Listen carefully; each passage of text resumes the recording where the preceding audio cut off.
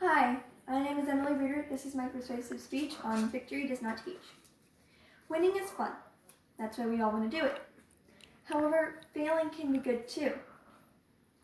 It gives us a sense of reality from what life is. Do you remember when you were younger and you would play a sport or audition for something and you would just get like a trophy for participating? When even if your team didn't win or if you didn't make it. Those didn't teach us anything. They just taught us that life would be, that we would get everything we wanted in life, even if we didn't even work for it. I'm a very nervous person. I fail at a lot of things. I'm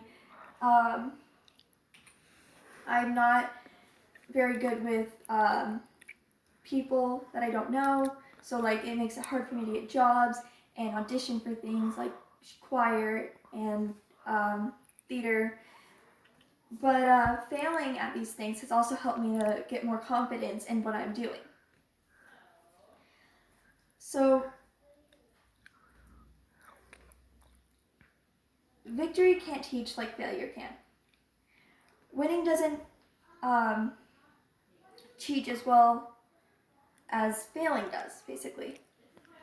So today we will go over the different ways how they don't teach, or how failing doesn't teach, or teaches us more better than winning does. The different ways you can fail and how it helps you mentally when you fail. To start off, let's talk about the failing effect. Now, you may be wondering, what the heck are you talking about, Emily? Well, according to Lee Loss, failure or not failing can have an effect on the symptoms or consequences that happen with that cause.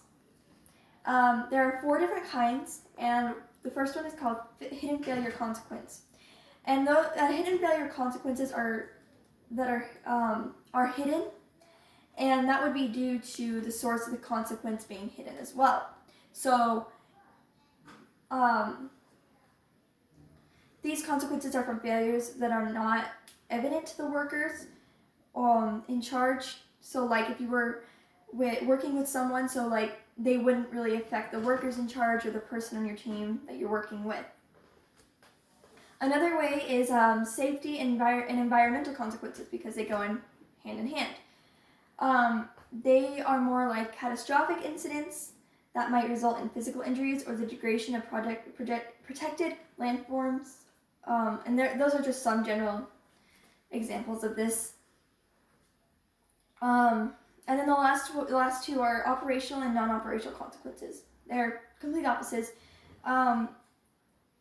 Operational directly affects what's the cause, or the cause directly affects the outcome, whereas non-operational, it takes a little bit more time.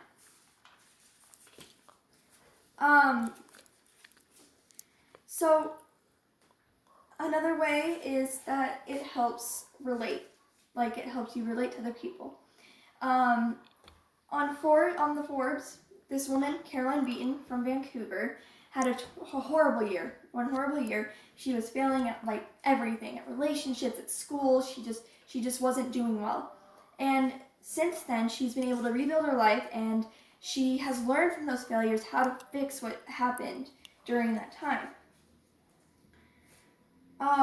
She can now also relate to her peers, and she can help other people get through what she went through too by going through that. So there are many different ways to fail. According to Bob Lenz, there's better success in your life when you fail more than you win.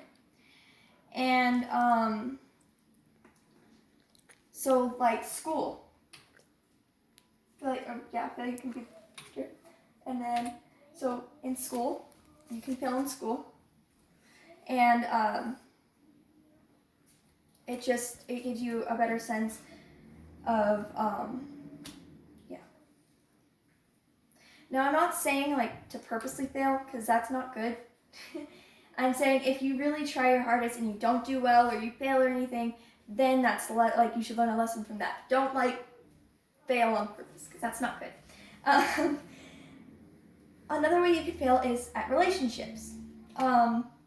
So Nigel Barber says that,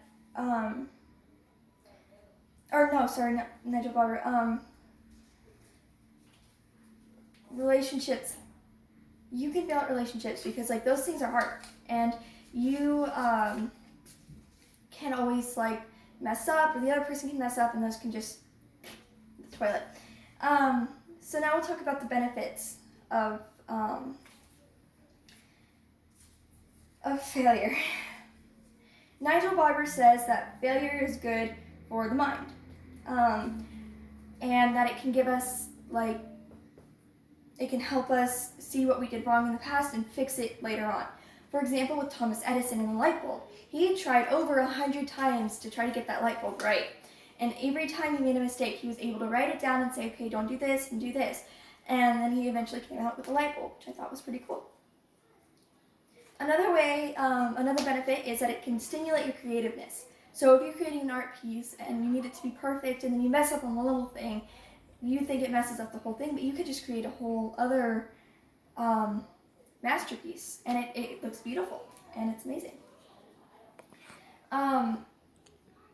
So we can learn, now that you know what you're like, now that you know this, I want you guys to think about how about your past failures and how those past failures have, like, what lessons those past failures have taught you.